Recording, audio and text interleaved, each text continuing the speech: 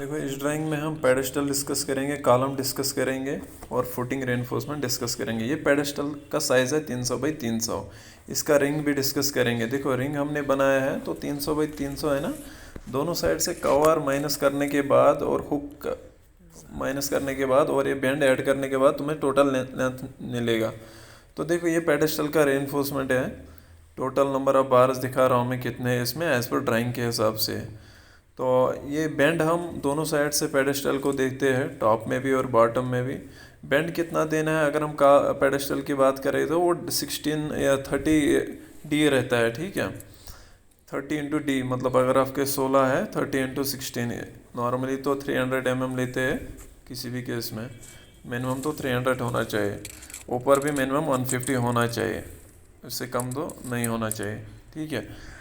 ये देख लो 170 है, 150 है, 170 रखा है तो चलता है। और जो मैट का सेंटर टू सेंटर डिस्टेंस है ना वो 100/100 है। यहाँ पे क्यों 100/100 है? क्योंकि ये डबल मैट है और बिल्डिंग के सेंटर में आता है, क्योंकि लोड वहाँ पे ज़्यादा है, कॉलम भी बड़े हैं वहाँ पे, ठीक है। इसीलिए centre to centre distance reduce कर दिया गया बाय द आर्किटेक्ट।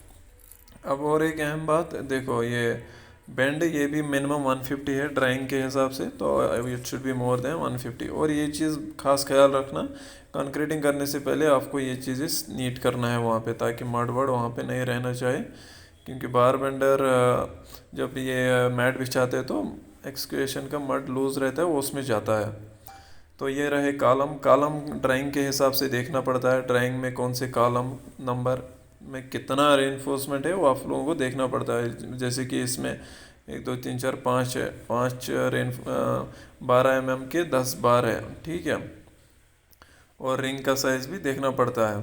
तो ये जब आप मैट बिछाते हो उसके नीचे कवर डालना बहुत ही इंपॉर्टेंट है। कवर डालने के बाद आप कॉलम उसके ऊपर राइज करते हो, जो भी मार्किंग टोटल स्टेशन वाला देता है उस पर ये कॉलम बिठाना पड़ता है। कॉलम बिठाने के बाद आपको उसका प्लम चेक करना इंपॉर्टेंट है।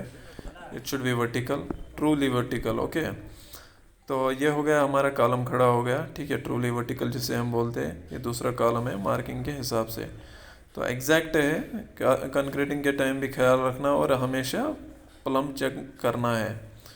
तो उसके बाद हम पेडेस्टल भी बिठाएंगे। कॉलम लगाने के बाद पेडेस्टल आता है, ठीक है।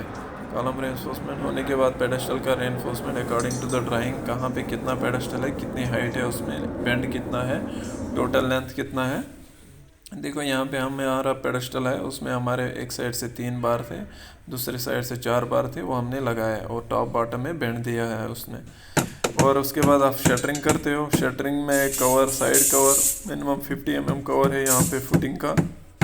और जो ये शटरिंग है इसको आपको चेक करना है, सपोर्ट जैक एंड ऑल वो देखना है। और जो साइड लगाओगे उसके पहले ऑयल लगाना पड़ता है, ताकि एक तो आपका नीट फिनिश आए, दूसरा ये चिपक ना जाए उसके साथ। देखो ये साइड को हमने सपोर्ट दिया ताकि ये भाग ना जाए, और साइड सपोर्ट भी है, कॉर्नर पे भी सपोर्ट है ताकि फर्म रहे। क्योंकि जब आराम से आएगा वो बहुत फोर्स के साथ इस पर प्रेशर डालता है, तो ये हिलना नहीं चाहिए। That's it for today's video.